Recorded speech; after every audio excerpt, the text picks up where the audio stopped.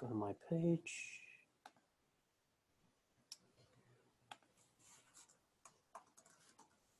Let's see here. JKD. Part 2. All right. And okay. Now we're cooking with Crisco. We are ready. All right, now we are live. Everybody, welcome back. This is the history of JKD Part 2. Thank you for joining us. Again, my name is Vincent Benitez. I am a student and instructor under Sifu Richard Torres, which also is my guest today. Well, not a guest, but he is my teacher. Sifu, good morning, good afternoon. How are you? We do part 2 of this history of Jeet Kune. Right. Okay, so you want to do a recap? Yeah, we left off in, hopefully everyone would have seen the first one, the first video. If not, it's recorded so you can watch it and then see where we're starting here. Right. But we'll do a quick recap as far as where we left off in 1967. Okay. So on January 8th, 1967, Bruce Lee wrote in his daytimer the Tao of Jeet Kune. The Tao Jeet Kune. Right, the way of Jeet Kune. Oh, excuse me, the way of the stopping fist. Got it. Okay, that's what it translated to. The Tao meaning way, meaning to stop or intercept, and Kune is the fist. Okay. So, he wrote that down in Cantonese and Chinese and daytimer. Okay, Sifu, right. I think you might have to get out of your Facebook page. I think that's where the stuff is coming from. Yeah. You're getting the beeps. Yeah. Okay. Okay. All right. Let's go. All right. So excuse me. I don't see myself. There we are. All right. So we left it at that. January 8th. Writes that down in his daytimer. Okay. And then February 7th, he decides to open up the LA Junfang Kung Fu Institute. 67. That's what we left off at that. And then on the February 9th, Dan got his Junfang Kung Fu Institute certificate. Right. Okay, with that. And then we left off that on March 9th, 1967, the Green Hornet series officially ended. Yes. So that's where we are in 1967. Okay. All right. So let's start, Sifu. So the school itself just opened up. Okay. And we said that Bruce Lee needed sparring partners. He had all this equipment, and now they started sparring at the school, and it was being basically enlightening for them because now they were doing contact sparring, and no one was there to stop the spar. It was just continuously going, and right. You traded blows basically, and saw what worked and what didn't work. Okay. Okay. Now, in the timeline, March 14th. March 14th. Right, like a month later. Okay, Bruce Lee decides to paint the windows and the doors of his school. Paint the windows. Yes, he wanted to paint them because I guess people were looking inside while they were training. Oh, okay.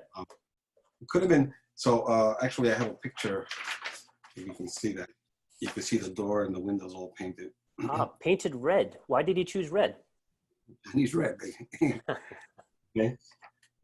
So now they had their privacy. Okay. And basically the idea of is that if they're there at nighttime training, you can see inside. I guess he didn't want anybody seeing what they were doing. I see. Very secretive of the art. Of course. Yeah. Well, painted the windows and now no one can see inside. Okay, and that he did a month later after he opened up the school. So who knows? Maybe they were having problems with people peeking and looking inside. Oh, okay. What these guys were doing when they were training. Okay, and you do have people going around and filming when you're training. Yeah, absolutely. We had that problem ourselves. Remember at our school. Okay, and then he decides. Let's see where we are. He wants to get some signs done by George Lee. So basically, this is a letter that Bruce Lee wrote to George Lee in January, like 2 weeks before the school opened. Okay. And when George Lee from Oakland, all right, was a student of Bruce Lee's in Oakland, he had made a beautiful sign for Bruce Lee, a Jeet Kune sign. Mm-hmm. Okay. And Bruce Lee loved it. So then he wrote him a letter and asked him if he could actually do 3 more signs, what we call the signs of cultivation. Signs of cultivation. Okay. Yeah. So basically you have partiality, fluidity, and the emptiness. Mm. And Bruce Lee wanted to convey his philosophy at the school with these signs. Okay. He asked George Lee if he could make these signs for him. Okay. So George starts working on these signs for him. Okay, and sends it to him in April. Ah, okay. So if you notice, the Jeet Kune sign itself it's a lot larger than the other 3. Now, why is that? But Bruce asked him to make them smaller. Okay. So that I guess the symbol is the basic symbol stands out, and then the other 3 are on the bottom explaining what the symbol means. I see. So again, you have the partiality, the running to extreme, fluidity, the 2 halves in one whole, and emptiness, meaning the formless form. Now, let me ask, why is emptiness? How come there's nothing in that emptiness, in that plaque? Because the idea of Jeet Kune is that you learn something and then, as Bruce Lee says, you forget it, meaning that it just becomes spontaneous reaction. Mm. You have to drill it over and over and over again until it just becomes natural reaction without you thinking about it. Oh. So the spontaneity has to be there. So not thinking about it, but just it happens by itself from constant drilling. I see. Okay. So that emptiness means, the formless form. Meaning that, you have a lot of spontaneity. So that's what he had here, emptiness, the formless form. Formless form, okay. Okay. And meaning that, once you learn something, you first start with the mechanical, first you're in the primitive stage that you know nothing, then you're in the mechanical stage where you're training techniques, but it makes you not fluid, basically, because you're thinking about it. So you're doing moves and trying to get everything correct. Right. But then when you drill it over and over and over again, it becomes spontaneous. That's why it's emptiness. Correct. So you're not thinking about it anymore. And you regain the fluidity of the first stage with the mechanical knowledge of the second stage. And now you're a combination of both. Like Bruce Lee would say, scientific, unscientific, or scientific. Oh, okay. So you have both, and now you're spontaneous. And that's what he called the emptiness, Got it. Okay. Okay. So those were the signs that he asked George Lee to make for him. Okay. And look at the school, and then he also, besides the signs, he also asked George to make a tombstone here. A tombstone. Yep. Okay. So what does that say in the tombstone, Sifu? It says, "In memory of a once fluid man crammed and distorted by the classical mess." Interesting.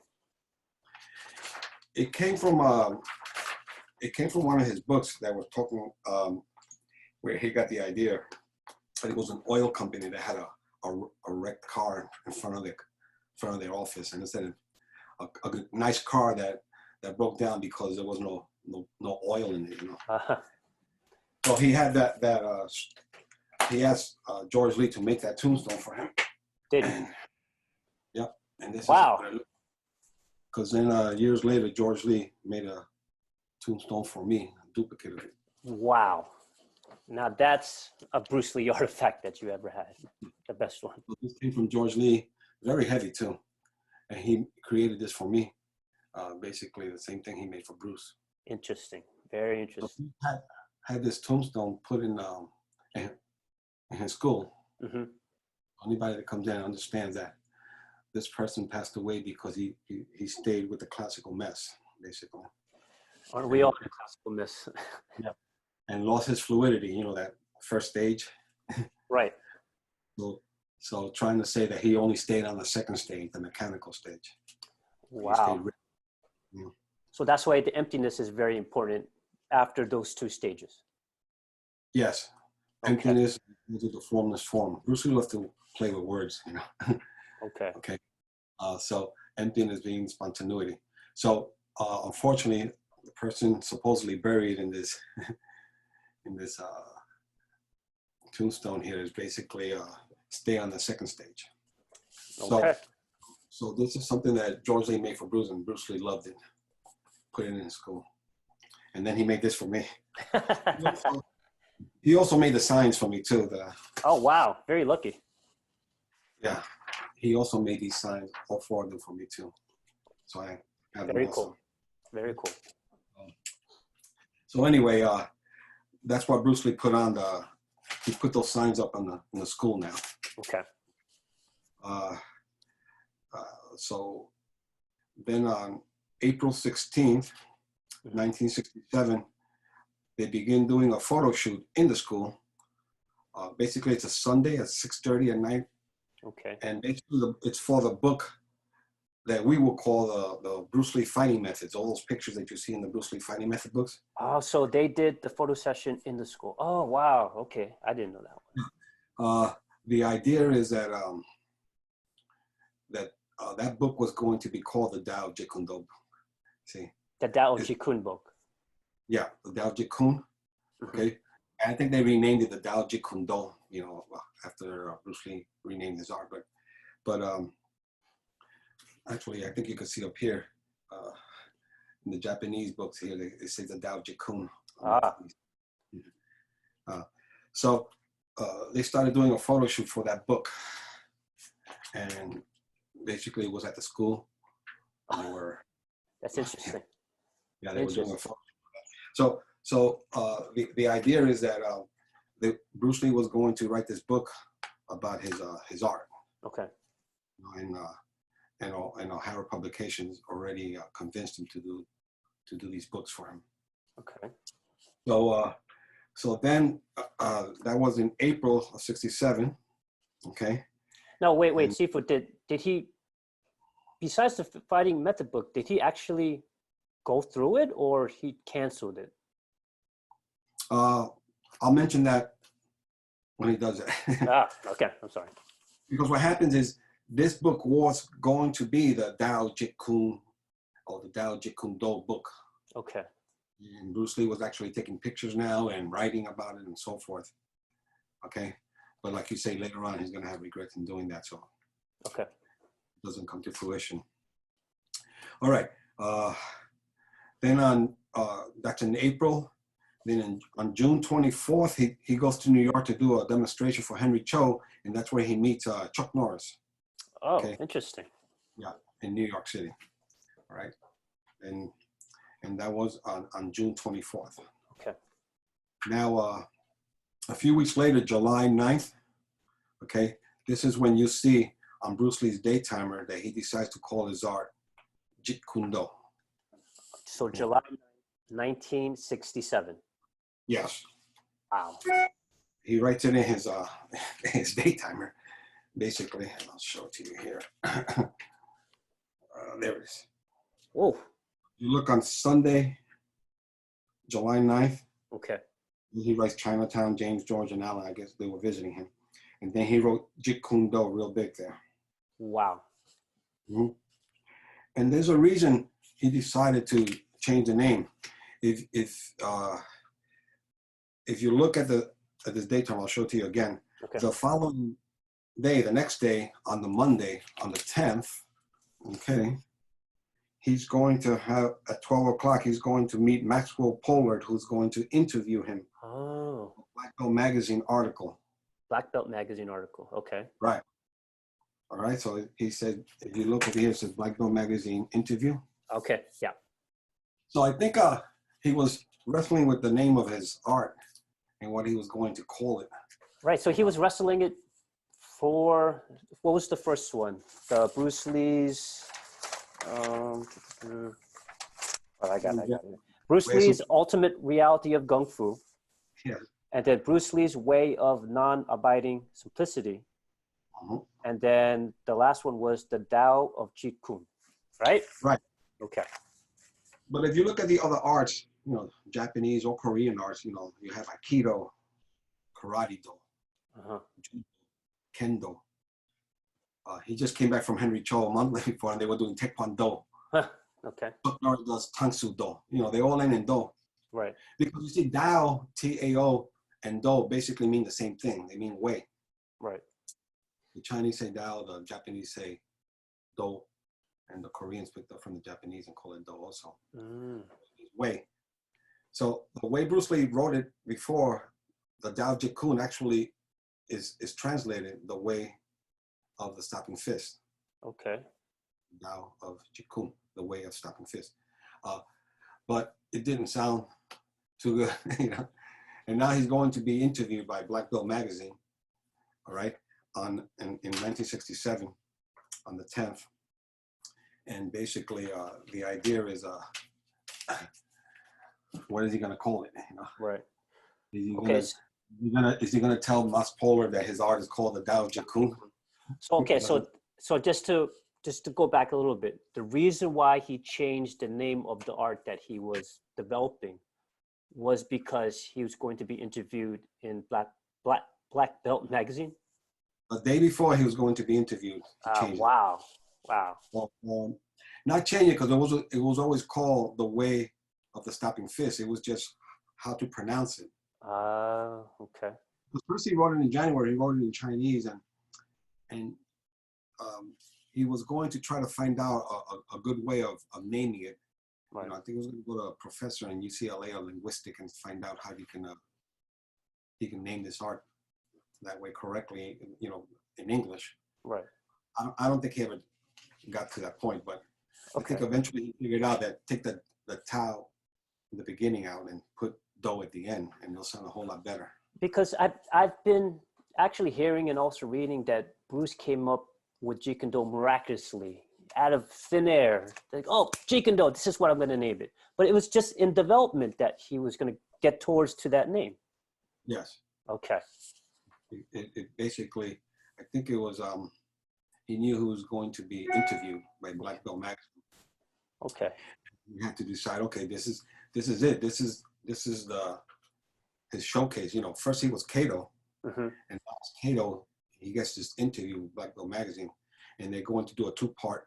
They're going to do the October 1967 issue and the November 1967 issue. And the October is about Bruce Lee the man. The November is about the art. So this, let's see. This here is the actual. Here it is. Yes. He makes the cover of Black Belt Magazine. Okay. And the ash is Green Hornets Kato. Does he really practice Kung Fu? You know. Okay. So we know that Bruce Lee already was thinking about what to call it because he's going to be exposed, not to the, you know, not like in Kato that you're exposed to the public, but here these are martial artists that are going to be reading this. Yeah. You know? And especially he has the front cover now. Yeah. Yeah. So he really has to make a decision. You know, what is he going to call his art? Right. I mean, because whatever becomes in print, no more changing. You know, because how many times have he changed the name? You know. Right. You know, it's one thing to change it and say, okay, we're going to call it this, but now when it's going to go in print in a martial arts magazine, it's got to be it. That's got to be it. So rightly so, he decided to call it Jeet Kune Do. Okay. Got it. And that's what Jeet Kune Do. Okay. Now,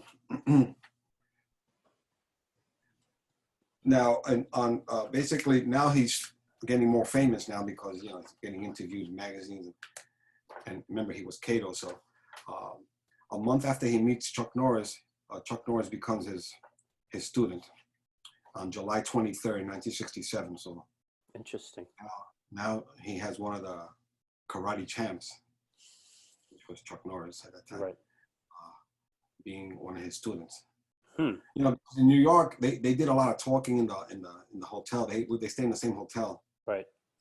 And they did a lot of talking about the martial arts and so forth. And I think Bruce Lee impressed Chuck Norris a lot, to the point where he decided to go to his house and train with him. You know? Now, was this the story that Chuck Norris said in an interview that when he met Bruce, they were talking till like 4 or 5 o'clock in the morning in the hallway? Okay. in the hallway. Yeah. Right. Okay. Mhm. So you can imagine, you know, I mean, if you recall when Dan said the first time he met Bruce Lee in 1964, the same thing happened. You know, they were at the hotel and Bruce was saying, you know, attack me and come at me, and Bruce Lee was just playing around with him. And Dan said he couldn't sleep the very night. I wouldn't either. But your Chuck Norris probably couldn't sleep. I'm pretty sure he didn't. They stayed up all night anyway, you know, talking about martial arts. So I'm sure he impressed them a lot. Right. So on July 23rd, 1967, Chuck Norris begins to train with Bruce Lee. Okay. All right. So now you recall all Bruce Lee's students had just been basic students. Now here you have a martial artist who's a karate champion who wants to train with Bruce Lee. Right. You know, it basically is authenticating Bruce Lee a little higher now. You know? Okay. Now, 7 days later, July 30th, 1967. Okay. All right. Bruce Lee goes to Long Beach for the Ed Parker tournament. He's going to do a demonstration. Good. Okay. July 30th, 1967. Okay. So he brings with him his appointed instructors, you know, Taki Komura, James Lee, and Dan DeSanto. Got it. To all be able to be with him for this demonstration. Okay. So with Taki, he basically does the Chisao here. Yes. Yes. And Bruce Lee basically is blindfolded Right. and doing with Taki, just to show, you know, sensitivity and Now I work. heard Andy Komuro actually told a story that Bruce and Taki were doing Chisao, and Bruce was ripping up his cardigan sweater, and it was all filled with holes. And I think it was a new cardigan sweater, and Bruce just ripped it all up. Oh, because he did have a sweater on. Yeah, he did. That's the one. Yeah. He's blindfolded too. You know? Interesting. Yeah. Yes, he's just going, you know, feeling Taki out. Right. And he does a throw at him, a Sotogari throw and so forth. So it was a demo showing, you know, without using any kind of vision, how he can feel his opponent. Mm. And then for the first time, people in Long Beach were going to see what we call full contact sparring with gear. Now this is the gear that he bought from, was it Nozawa? Nozawa. And then the United Sporting Goods, right? That's for the... The headgear is a naval headgear, though, this one here. Okay. All right. This is a different type of headgear because now this has like a pipe in front of it. Okay. So it does. So the fist doesn't go through the opening. Fist on the kick, yeah. Yeah. Okay. So he is sparring with Dan. Okay. And if you see Dan, he's got his shin guards. Okay. Knee pads. Yeah, I see it. Yeah. He's got the kendo chest guard, the headgear, the kendo gloves. Kendo gloves with a D. Yeah. And there's Bruce Lee putting on the headgear, you know, explaining to the crowd what they're gonna see. Okay. And then so he does a spar with Dan, and then he does a spar with James Lee. Okay, so he sparred two people. Right. He sparred Dan. Right. Really. In other words, Dan just came at him and he was just hitting him. You know, all right. So I want to clear this up because there was also people saying that one of them was Ted Wong. No. No. Okay, so it's Dan Inosanto and James Lee. Sparring, yes. Yeah. Okay, so the first person who Bruce sparred was James Lee? No, Dan Inosanto with the black. Okay. And James Lee has the white one. Okay, so he sparred Dan first and then James second. Correct. Okay. And James, you see him sparring James Lee is a little lighter, you know. Okay. He can go as hard. James Lee's a lot older than Bruce. You know. But basically, this picture here comes from Black Belt magazine, and I guess the reporter that they had there, writing about the tournament, he writes, resembling men from Mars, okay, in weird protective outfits. So here they're seeing people in protective outfits for the first time. And in Black Belt magazine, they call it resembling men from Mars. Like they look like men from Mars in weird weird protective outfits. Gung Fu Sensei, call him a sensei, Mm-hmm. Bruce Lee, okay, of Green Hornet fame and partner demonstrate this ancient Chinese fighting art. Interesting. This picture here that you see, that's what's written down here. So, I mean, with all the protective gear that they're using, I mean, they could actually really go all out. I mean, Yes. It's just, sometimes it's kind of plain to silly to hear that if people don't have protective gear and then they're trying to go all out, they can't actually really, or they can actually really injure somebody if they're not too careful. So that's why I felt that maybe Bruce felt that this was important, just to really actually get into it. Well, the better gear you have, the more realistic you can be. You can actually spar. I get it. You know, if you're limited to your gear, you know, maybe you just have these giant boxing gloves, Right. boxing, you know, headgear, and nothing else. You have to be careful with your partner. You know, what we call partner preservation. Yes. I mean, even if people didn't have any gear, so they're more likely just to hold back. Without gear, you pull back. Yeah. That was a big karate in those days. Actually, all the tournaments were still pulling back. Right. The guys that got disqualified in tournaments were the guys that were just hitting for real. You know, and the tough guys really got disqualified a lot. Right. Because even Joe Louis sometimes, you know, because he just, you know, do a reverse punch and break the guy's nose. It happens. You're disqualified. That guy, the one with the bloody nose, is the winner. That's how it was in those days, you know. It's kind of like that today, and well, that's another topic. Yeah. Well, today at least they make some contact, you know. Yeah. Okay. So now we go to August of 1967, and now Bruce Lee decides, you know, he's going to make a living out of teaching, so he wants to get some private students. Mm-hmm. So he decides to actually he actually gets guided into teaching the Hollywood crowd. Now, who gave him that advice or guidance?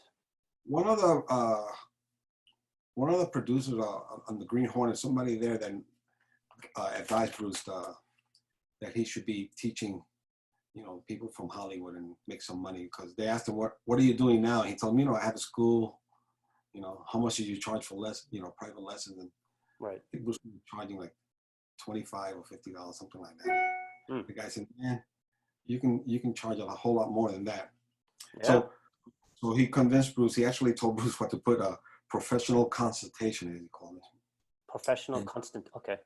Now Bruce Lee created these cards.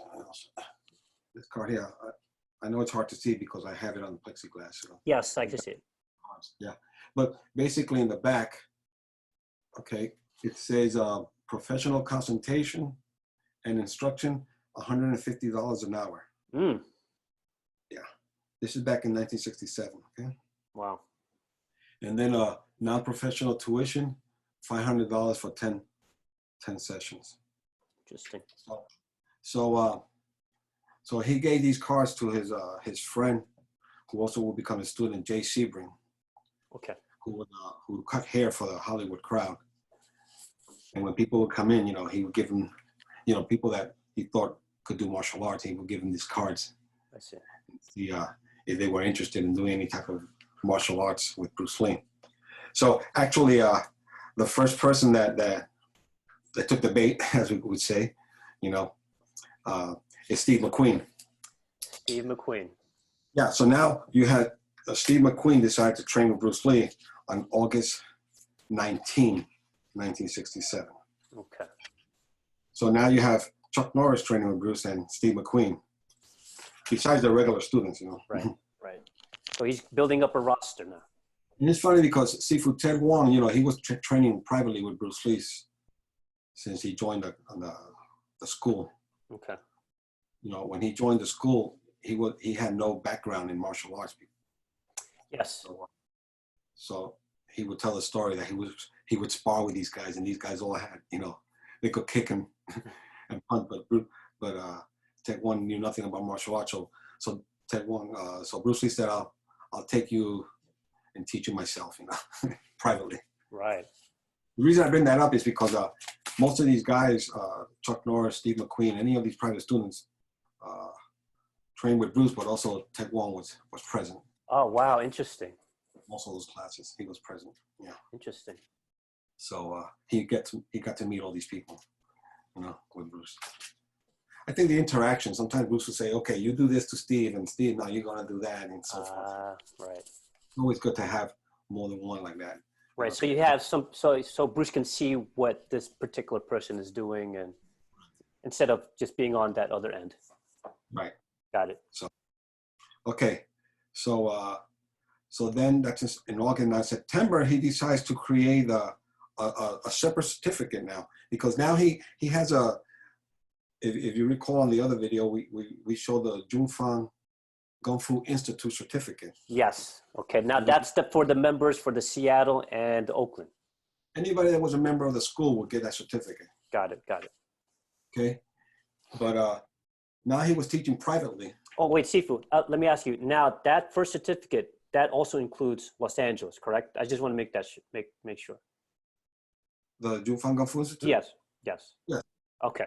Yeah. Right. All three schools. Okay. The Seattle, the Oakland, and the Los Angeles. Okay. Anyone that's a member of the three schools, okay, will get a Junfang Kung Fu Institute certificate, meaning that they're a student of the Junfang Kung Fu Institute, and this is their rank. Yeah. I'm sorry, I keep mentioning that because I just want people to make sure they know what they're listening to, listening. Yeah. But now he's teaching privately.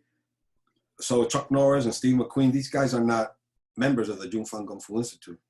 Okay. They're basically private students of Bruce Lee. Got it. So he creates this certificate here, and it's called Bruce Lee's Tao of Chinese Kung Fu. So that certificate is for private lessons, correct?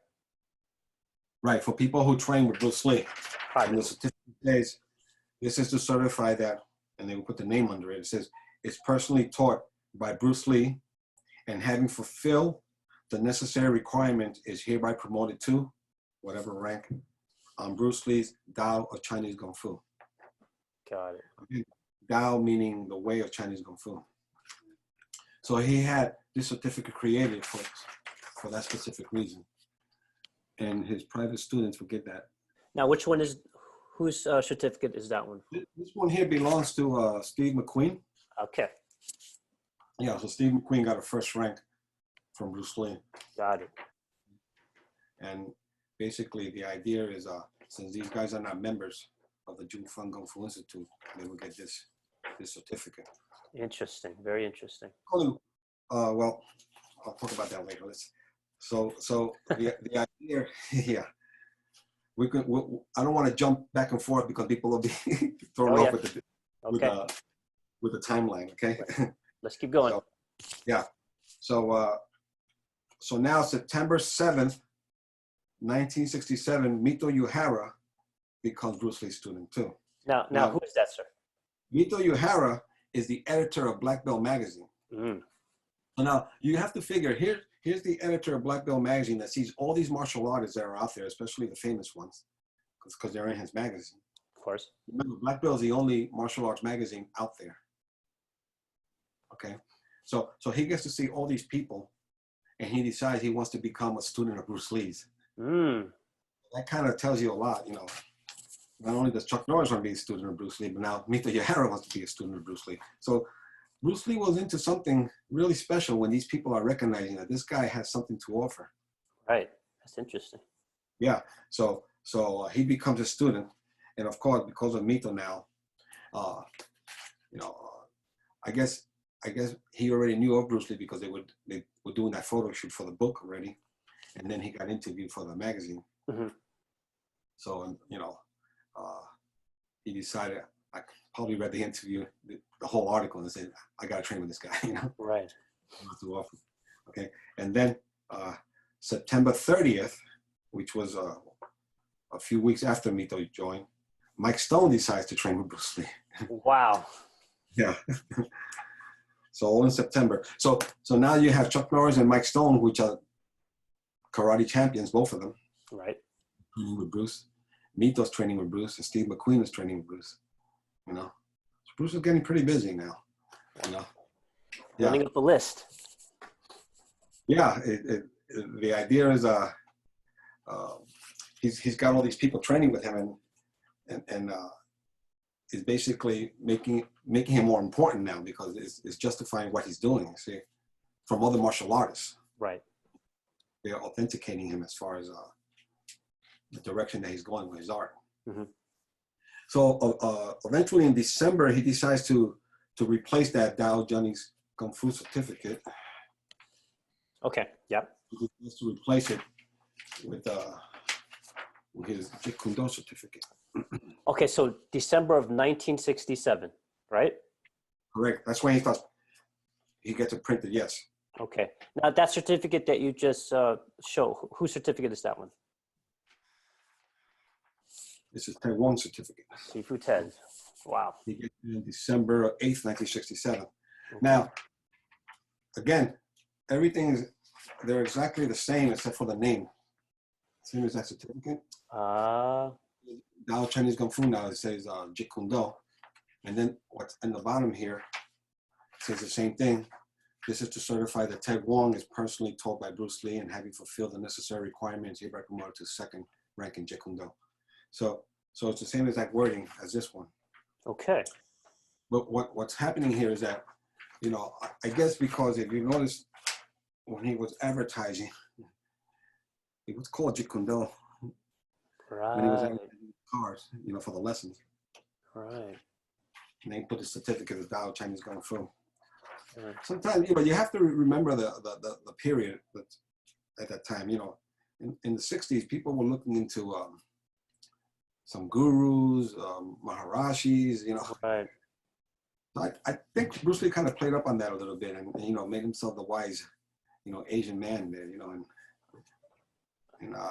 Let me ask you a question, Sifu. So that Jeet Kune Do certificate, okay, also it's not a teaching certificate, correct? It's a rank certificate. Yeah, it's just the same saying that you train privately with Bruce Lee. Okay, now I have another question. Mm-hmm. Did that Jeet Kune Do certificate, was that given to the members of the Zhongfeng Kung Fu Institute or particular people? Because they were already training in Jeet Kune. You know, once Bruce Lee changed the name to Jeet Kune Do, it was taken for granted that they were training in Jeet Kune Do. Yeah, Jeet Kune Do certificate. They needed the Zhongfeng Kung Fu certificate, Zhongfeng Kung Fu Institute certificate, because they were members of the Zhongfeng Kung Fu Institute. So basically, what happens here is that it's evolving. The art is evolving. Okay. Got it. Bruce Lee started Wing Chun in Hong Kong. Then he comes to Seattle and he's doing Kung Fu because he's adding other Kung Fu arts to it. Okay. And that's why you see that when he writes his book in '62, it's called The Philosophical Art of Self-Defense, you know, Kung Fu. Right. Once he starts adding the boxing and the fencing to it, okay, you can do some wrestling, whatever. He puts it as the Zhongfeng method, meaning his method. There's no Kung Fu in boxing. There's no Kung Fu in fencing. Right. And then, of course, he wanted to change the name, and he started with the Dao Jeet Kune, and then he changed it to Jeet Kune Do for the article, the day before the article came. Before the interview for the article. Okay. So some people, you know, they think that because there's 3 certificates, there's 3 different arts. That was my next question. Because what I've read, even when I started Jeet Kune Do, each certificate belonged to different arts of Bruce Lee's evolution towards Jeet Kune Do. No, you know, there's a lot of misconception about that. Okay. Let's see if I can find it here.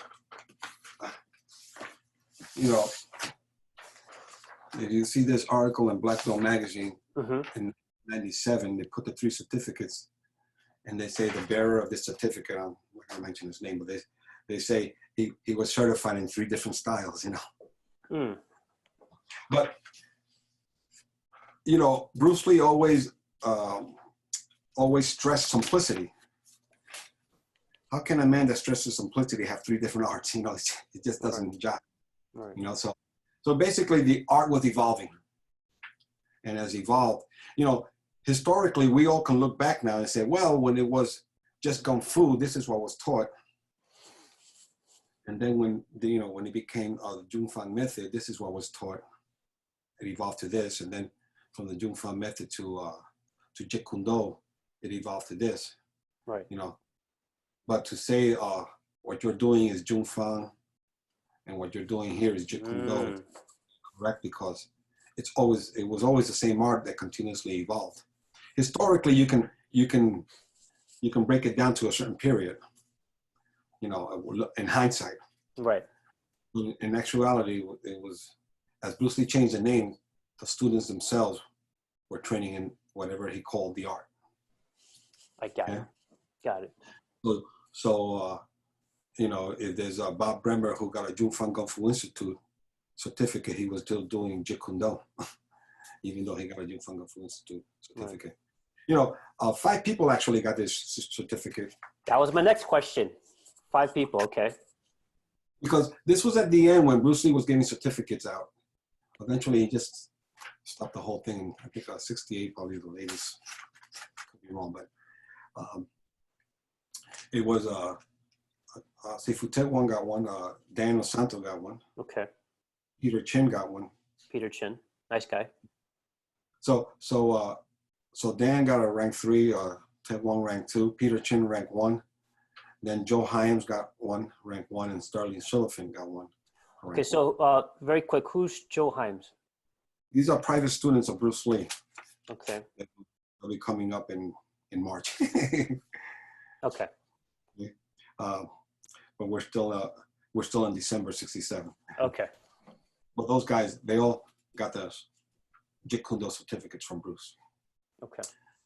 So now it wasn't that exclusive as far as only one person got it or 2 people got it, and that was it. Got it. Okay. All right. So that was in December 1967. Sifu Ted got his certificate December 8th, 1967. Now, December 15th, 1967, Joe Louis calls Bruce Lee, and he trained Chuck Norris and Mike Stone, and he wants to get in the act now. Okay, so Joe Louis, just to let everybody know, was also another karate competitor and champion. He was a champion, right? Okay. I believe the heavyweight, Chuck Norris, middleweight. Okay. Right. The 3 guys that were the main guys at that time, they were the champs in karate, was Mike Stone, Chuck Norris, and Joe Louis. Those 3 guys were the heavies, and all 3 decided to go with Bruce. So Joe Louis calls him December 15th. This is about the Christmas time. So I think Bruce Lee told him, let's wait after the holidays. So on January 25th, that's when Joe Louis takes his first lesson with Bruce Lee. Okay, January so now we're in 1968. Correct. Okay. So we're in 1968, January 25th, 1968. Joe Louis decides to train with Bruce Lee and start taking lessons from him. Okay.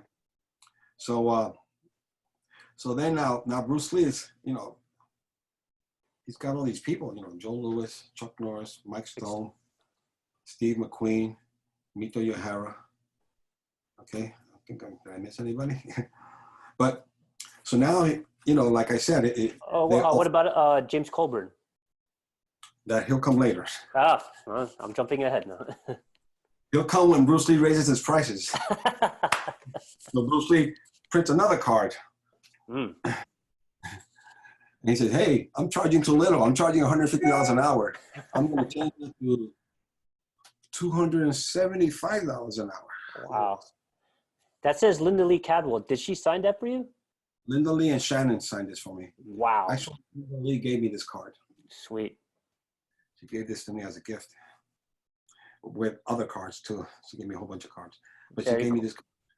And I asked her if she could sign it just to authenticate it. She didn't. So did Shannon. So they gave me these cards. Nice. Actually, I'll show you some of the other cards. She gave me this card. These were the rank cards given out in later on after 66. Okay.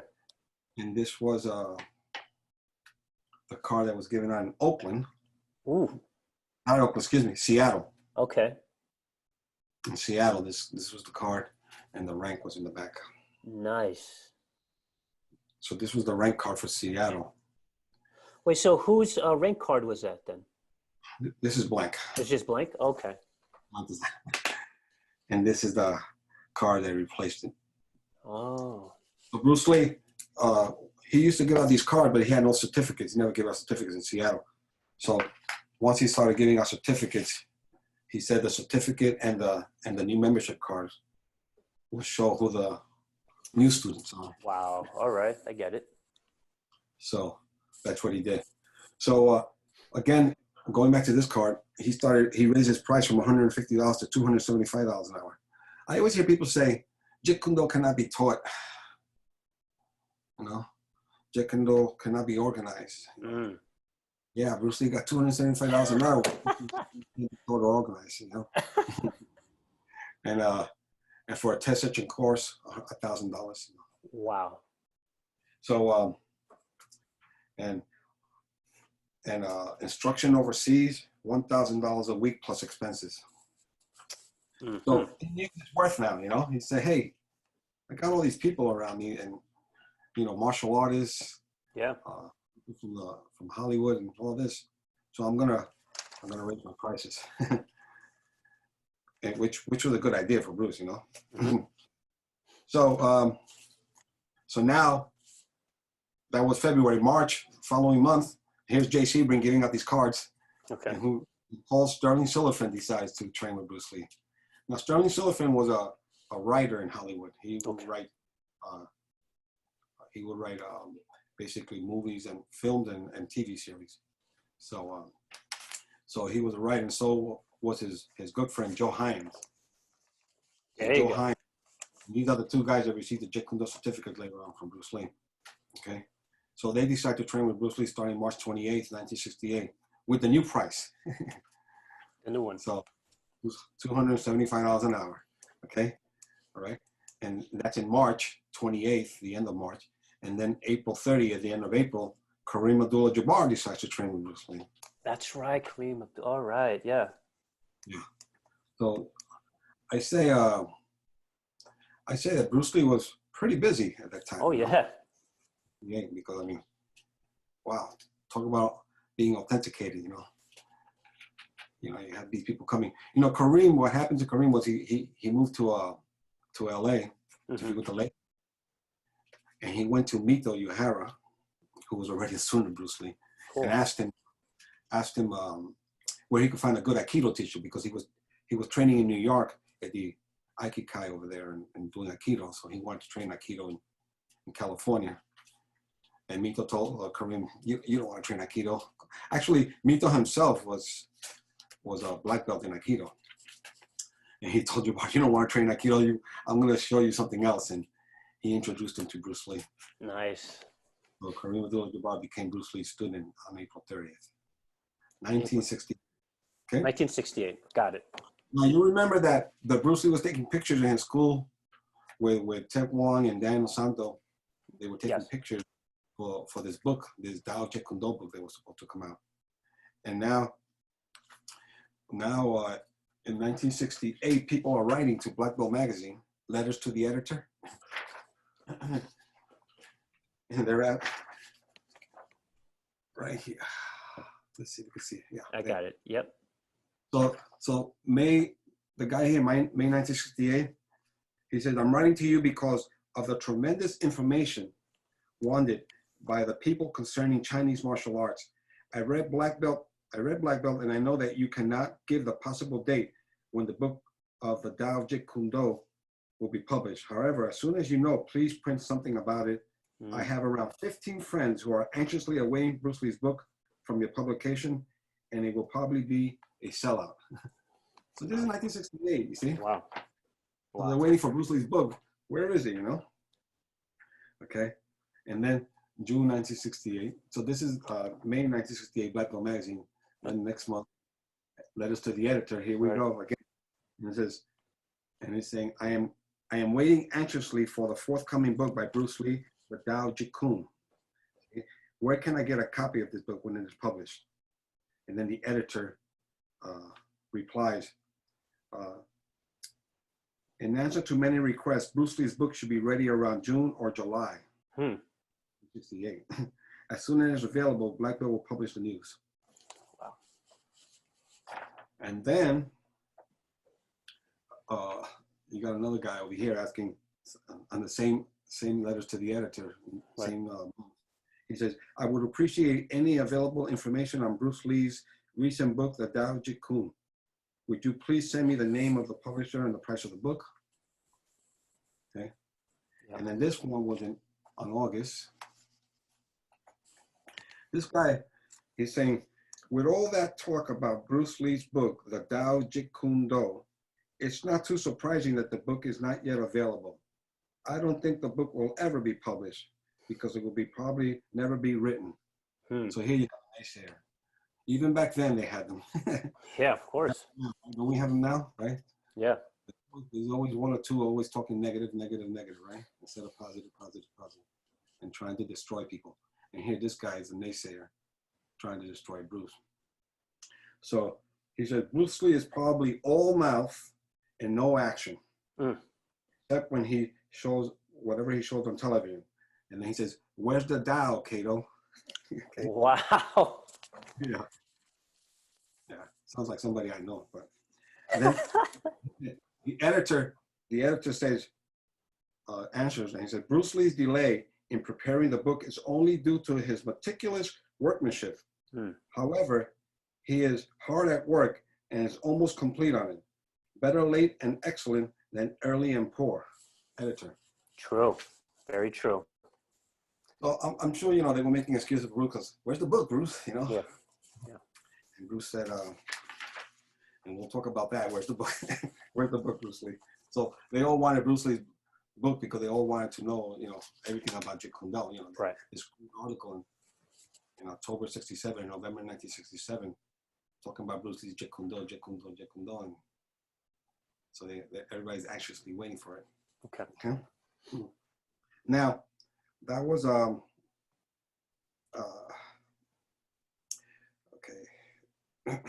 that was in April, right? Okay. Now, the readers want to know. Now, November 5th, November 5th of that year, 1968, is when James Coburn decides to train with Bruce Lee. Ah, there you go. There you go. So now you have James Coburn training with Bruce, which is a big asset to Bruce because now he has Sterling Silverfin, Joe Hyams, and James Coburn, and all the Hollywood people are training with him. Besides the martial artists of Chuck Norris, Mike Stone, and Lewis. Joe Lewis. Yep. All these guys are training with him, so he's got a lot of good names there. Oh yeah. So that's in November of '68.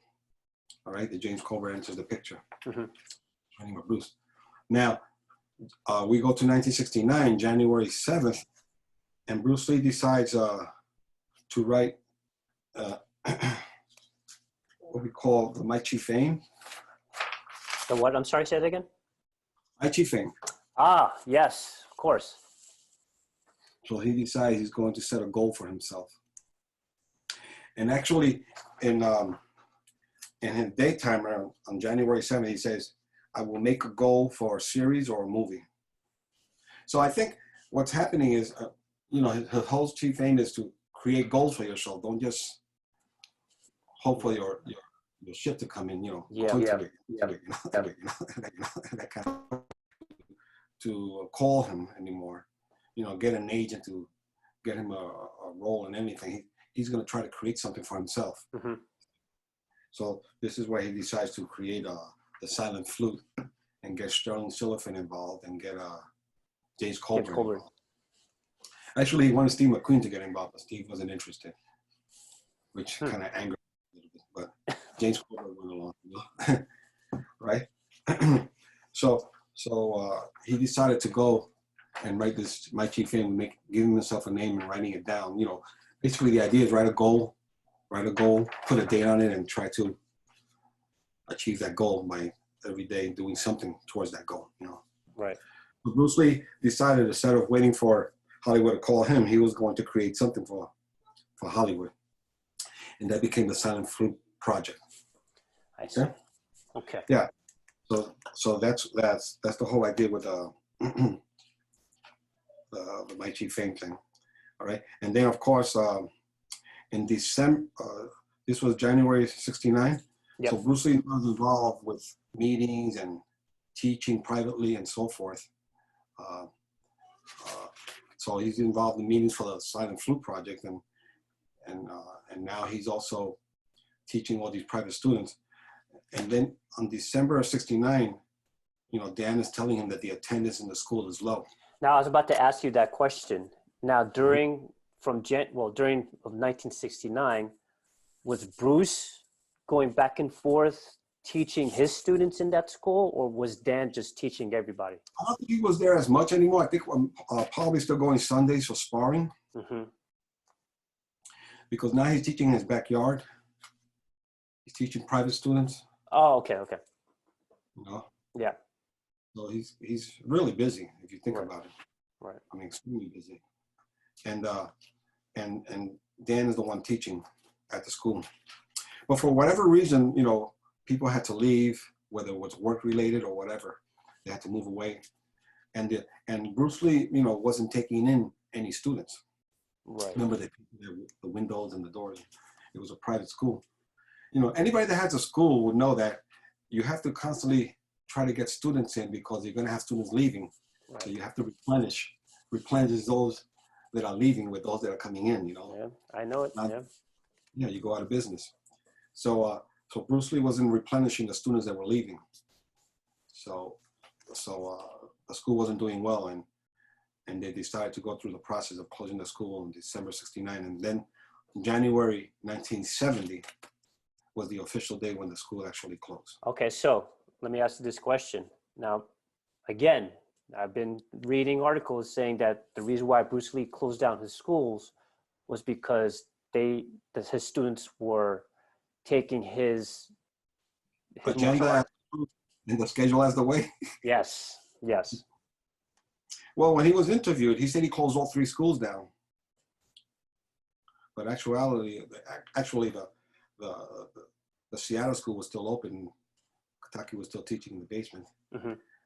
James Lee was still teaching in his garage. Yeah, because that school was already done. Yeah. The school officially was closed, and then the LA school was closed. And he asked Dan, take all the diehard students and teach them in your backyard. Why the backyard? Why the backyard? Say what? No overhead. No overhead. No overhead. Okay? Exactly. Okay. Okay. Including paying Dan to teach. Of course, yeah. So, and no rent, no electricity. So he told Dan, just take him to your backyard and teach him. And I think at that time, Bruce Lee started concentrating on his movie career.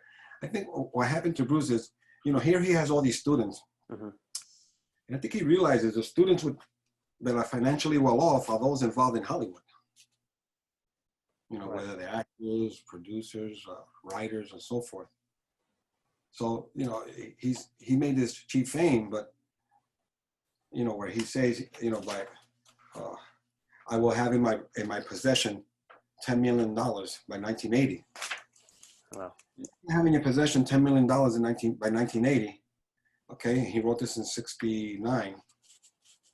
You're not going to have $10 million running a martial arts school with 20 or 25 students, Yeah, of course, yeah. He knew what he had to do to achieve that and basically try to get into, Hollywood. Now, did Jeet Kune, I can't say stop evolving from that point in 1970, or did it just, I can't even say that died out, but was he still developing? No, I think he was still teaching. So when you teach, you learn, Yes. You relearn. Yeah. And socializing what you're teaching, It's one thing being a student and learning it and absorbing it. It's another thing socializing it to teach it. Right. So every time you're teaching, every time a student asks a question, you're learning. Absolutely, yeah. Now he asks a question, say, "Ooh, I like that question," and then goes on the brain and you give him the answer. Absolutely. I go through it all the time. You're learning. So I don't think Bruce Lee himself stopped learning. I don't think his art stopped evolving, but I think his understanding of martial arts was way up there, especially training people that do actually spar and fight, in tournaments and You know, and you know, he's got a rough guy like Steve McQueen who can dish it out. You know, Right. So he knows, you know, what works and what doesn't. But I think he wanted to concentrate in his acting career because that's where the money was, basically. Of course. You know, people say, "Oh, the money wasn't important." Well, you know, money has to pay the bills. Of course. Yeah. And Bruce Lee knew that if he was financially well off, he could do whatever he wanted, as far as, you know, buy a house in some mountain and just meditate every day or whatever. You know, can't do that without. Some people believe that after he passed, or allegedly that he's still alive and he's in the mountains waiting waiting for the return. But you know, saying that you know, I closed all 3 schools down because, you know, I didn't want the students to take the agenda as the truth and the schedule as the way, sounds a whole lot better than saying I closed the schools down because we didn't have enough students. You know? That's right. That's right. You know, so not to put Bruce Lee down, but you know, he also, you know, you got to be realistic. Yeah, of course. So that's the story with the school. So actually, the only school, they actually, all 3 schools still remain open in a way, because Seattle was still in, you know, being run through a basement. You know, Taki had a shop right, and he was teaching on the basement there. Right. James Reed was teaching from his garage, and now Dan was going to teach in his backyard. So they were still in existence, except that commercially they weren't in existence as far as a storefront is concerned. Right. All right. Okay. Now so we're in 1970, January 1970. Yep. And then in 1970, in May, is when Bruce Lee decides to do an exercise called a good morning exercise, where he puts a barbell on his back. He didn't stretch out, he didn't warm up. So what happens? He damages his back. Okay, so Nerve, as we call it. I'm going to bring this up. He didn't hurt his back fighting all these other guys, and like in the movies. Like in the movies, right? No. Okay. He hurt his back because he was weight training incorrectly, and he put too much weight on the barbells and bend down. They called the good morning exercise, you know. Just and he thought he could be a little stronger and do more weights, and he hurt his back. So having back problems. I guess that's less glamorous than actually. So. Yeah, you know, what happens here is that he hurts his back to the point where he really damages it, and the doctors are telling him he may never kick again. He should give up martial arts because it's not going to be his forte anymore. He can't do it because of his back. He just damaged his back so badly. Right. You know? So they told him he has to rest his back. You know? So he has to basically stay home this time. So now there's not going to be any money coming in because, you know, we all know about staying home, right? Right now, yeah. Right. So Bruce Lee had to stay home. But I always say, you know, Bruce Lee being the Bruce Lee, you know, he's going to try to find out everything he can about how to cure himself. Besides going to doctors, obviously, but he wants to learn about the subject. So he buys this book here called Oh My Aching Back. Wow. This is in his library. So he started reading up on how, you know, like it says here, a doctor's guide to your back pain and how to control it without pills, injections, braces, manipulations, or surgery. So Bruce Lee purchased his book. So he's he hurt his back, and now he's buying a book about how to cure it himself, at least, you know, or at least know about the subject so that he can do something about it. Right. So he had to stay home, and he did some exercises, including you know, bringing himself upside down, what we call inversions, right? Get the disc to open up and so forth. So that's why now they have inversion tables that goes 180. Yep. Yeah. Before the inversion tables, there were inversion boots that you put on, and you. Oh, you hooked them up onto a pole or something. And you hung upside down. I think Bruce Lee was actually tying himself upside down, you know, just to get that back stretch and so forth. Okay. It's actually a good stretch. Yeah. Mm-hmm.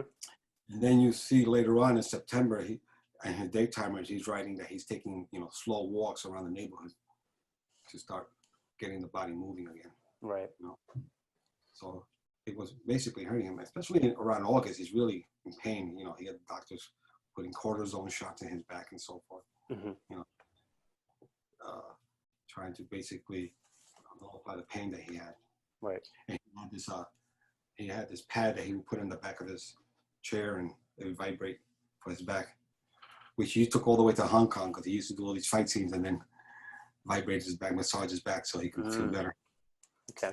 But anyway, going back to when he hurt himself, now he tells Linda, now Linda, basically, because Bruce is not working, she has to take a job, and she takes a night job. Some type of telemarketing, something like that, on the phone in the evenings. So Bruce Lee asks Linda if she can get him some legal pads, rulers, pencils. Mm-hmm. Basically, he turns a negative into a positive. Right. Which means now that he's going to take out, while he's there at home, laid back, he's going to take his books from his library that he's had, his boxing books, his fencing books, his wrestling books, any subject that he had on martial arts, he's going to take them out. And anything that he underlined, he was going to write down now in his legal pads. Also, his marginal notes, he was going to write down. So now you see handwritten notes from Bruce Lee, and he's writing basically all the information that he had previously underlined. Now he's actually writing it down. Okay.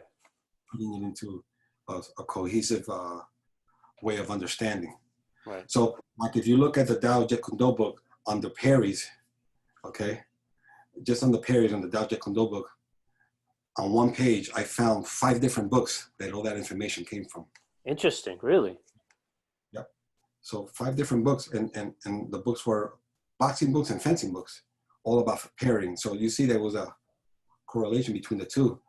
And he was writing. So he might have had a pad. I would say he probably had a yellow legal pad and wrote on top of it parries, Right. And then when he would put on a book, this is about parries, stance, footwork, and anything that he would take out, he would just divide the information under a certain subject. Interesting. Because when you read the stuff and you realize, wow, he took it from 5 books, 5 different books, paragraph after paragraph, you realize he had to have a certain way of structure that he was writing all this stuff in, Mm-hmm. On the same subject, and that happened to be parries. Right. So if I always had this, I actually posted this one time. Here's a illustration of Bruce in the bed there, writing. Okay, but it's not writing that's just coming from his head. It's coming from his teachers, and who are his teachers? His library. Of course. Yep. I always say your library are teachers that will always be with you whenever you need them. Go right back to them, got the book, reread, and go, now I remember, Mm-hmm. It's always good to have a library, so I always say that Bruce Lee's library was for his teachers there. They were always there for him. There's a picture of Bruce in front of his library, vast books of knowledge. Yeah. So now the physical and the intellectual and the mental were all coming together. Mm-hmm. He had the physical art, of course, the intellectual when he was reading, but now rereading and writing it down. The intellectual, right? Now, those notes that Bruce Lee took at that time, and plus his own marginal notes and whatever he added to it, okay, eventually became the book, the Tao Jeet Kune Do book. Okay, so I'm going to ask you this question.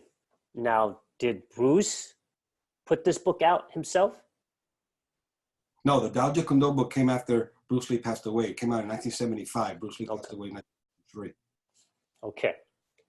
It's funny because when the book first came out, the publisher, his wife, no one was aware that a lot of that stuff came from his library, Mm.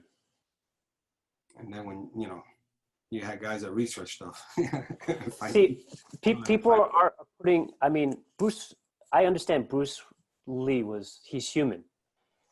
And at first, for me, I thought that he just picked up anything just out of thin air. Like, oh, wrote it down like this. Like a movie, right? And he's just talking, dragging the Bruce Lee story. Oh, He's yeah. in bed, and Linda Lee is on the bottom of the bed writing everything. Yeah. That's what I mean. So that's why this interview is really important, because it shows Bruce Lee as, number one, a human being, and number two, as a great researcher. Yeah. You need a reference where you're getting all this information from. Absolutely. You know? So he basically got it from his library and was writing all this information down. Okay. So basically, the physical and the intellectual and the mental were all becoming one. So now his art was like, yeah. I think because of this negative, as we call it, he hurt his back and he has to stay home, was a plus for us, the public. Oh, yeah. Because we got to see these notes now. I mean, think about it. Bruce Lee didn't hurt his back. He wouldn't have written any of this stuff, and there would be no Tao Jeet Kune Do book. There would only be a fighting method book. Yeah. Because that's the only one he took pictures of. But because he's the kind of person that he's home, he's not going to stay watching TV all day, watching soap operas and shows all day. He's going to actually do something. I believe that you told me that you can never be bored. Not when you're home, and if you know what you're doing, you're never bored. I watch the news and I see people say, "Oh, the people are going crazy staying home and so forth." Especially when you have a wonderful library and projects, you yourself set yourself, make your own projects, and you can't be bored. You can't be bored. Yeah, absolutely. Even my students, I never get bored, right? We have students who've been there for years. It's always something new to learn. Okay, so now, so he writes a letter here to Leo Feng. Okay. Okay. Right there. Okay. And I'll read the letter. And it says, "Due to my back, I have to say I am not in my best of shape. However, my Jeet Kune Do is something else." So now he's understanding it. See? My Jeet Kune Do is something else. With adversity, you are shocked to higher levels. Okay? Wow. Much like a rainstorm that is so violent, okay, but yet afterwards all plant grows. More and more I pity the martial artists that are blinded by their partiality and ignorance. Wow. Interesting.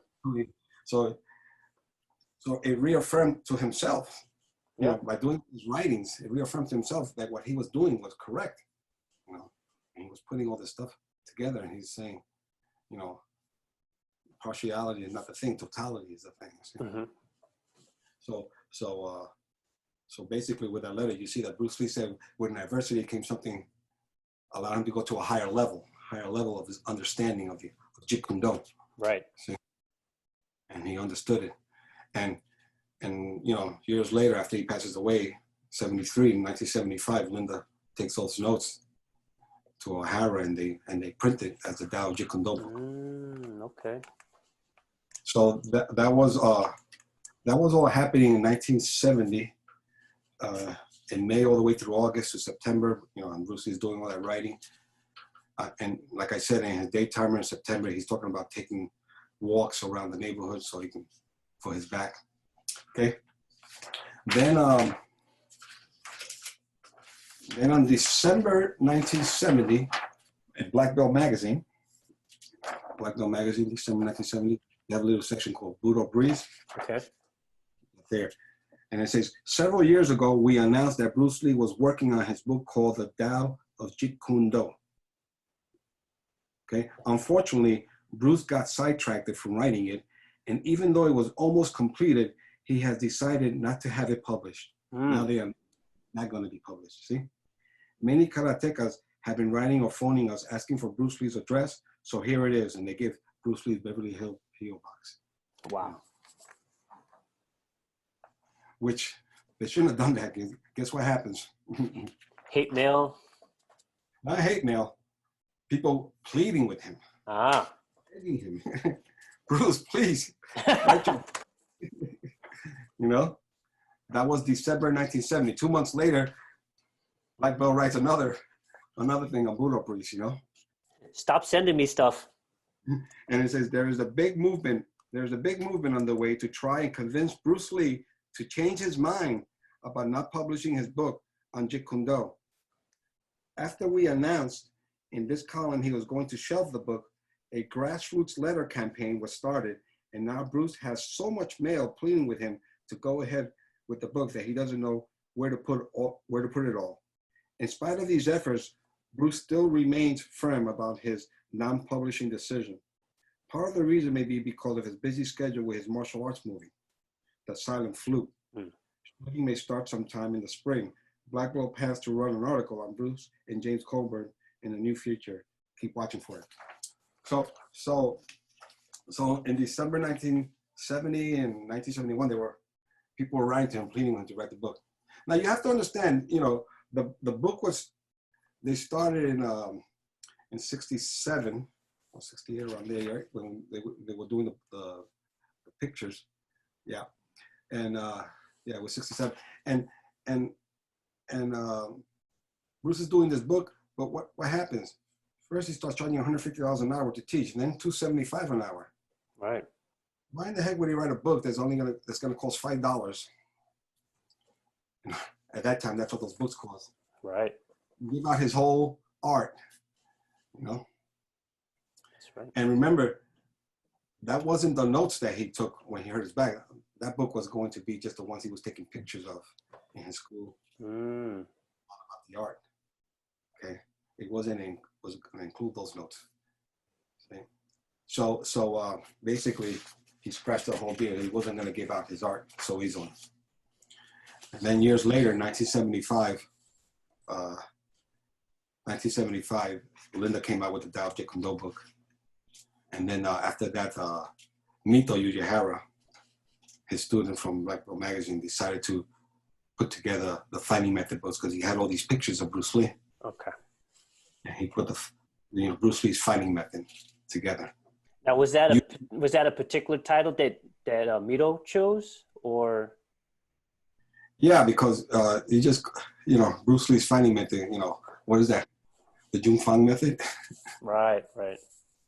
Bruce Lee's fighting method. Okay? So that's it. Now people ask me,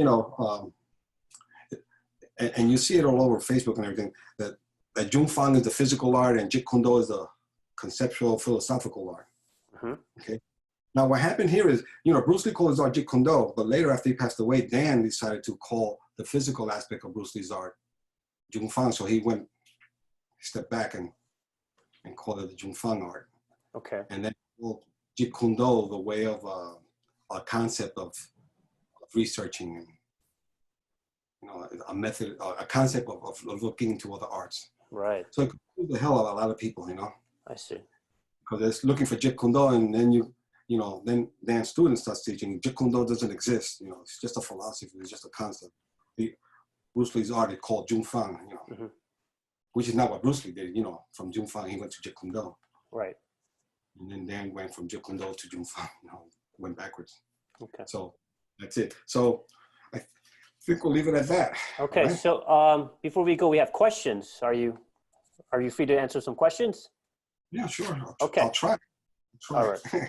So the first question from our Facebook page, Wayne Carnell writes in, when Bruce hurt his back, how did he recover? Did he do anything specifically to strengthen his back? Did he have to change his training regimen after the back injury? Yeah, well, we discussed that. We said he purchased a book. Obviously, there's that self-learning aspect of Bruce Lee. Right. Okay, self-knowledge. So he purchased a book on the topic. Okay. Okay. He did some exercises, and one of them was hanging himself upside down. Right. And a lot of rest. Okay. Eventually, like I said, in the daytimers, you see in September, he's taking walks around the neighborhood and trying to build himself up.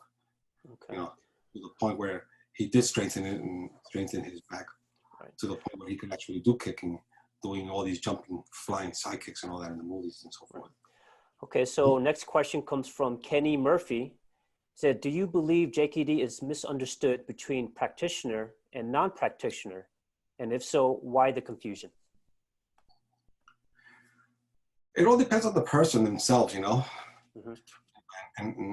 and sometimes the lineage too, you know, what they're learning. And the idea that Jeet Kune is misunderstood is maybe because if the person is not himself learning, you know, you just can't take your instructor's word for it all the time. Right.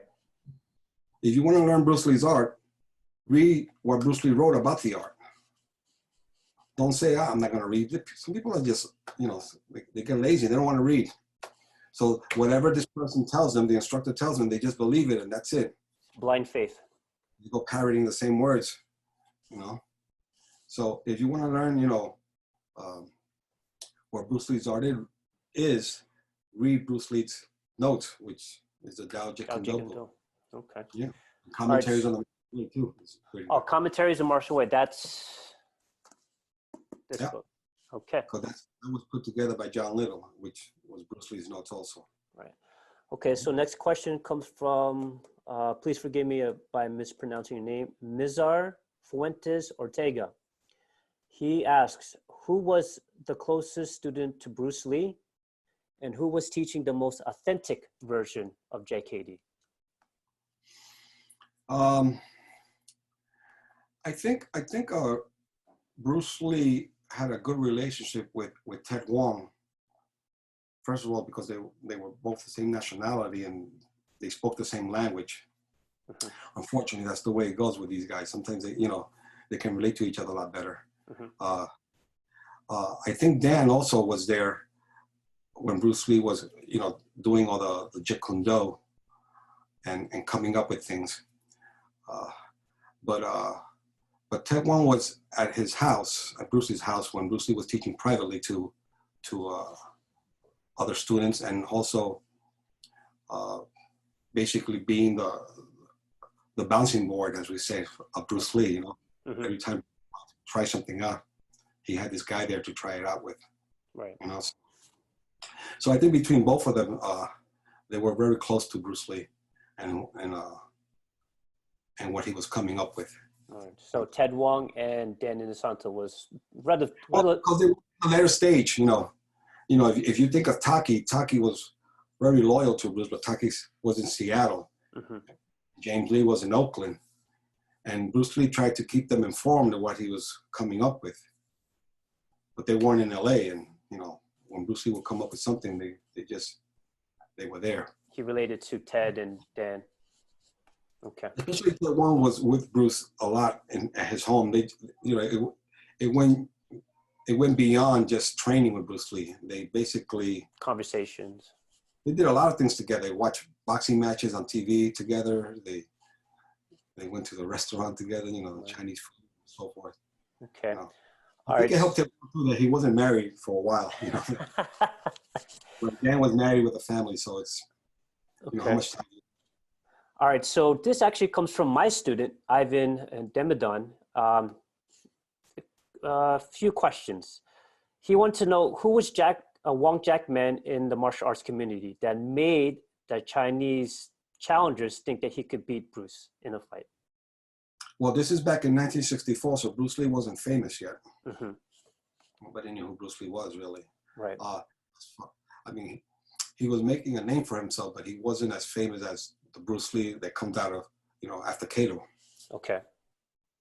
So Wong Jack Man just came into San Francisco from Hong Kong.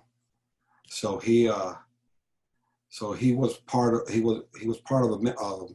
a social club. He was a member of one of the social clubs. Mm-hmm.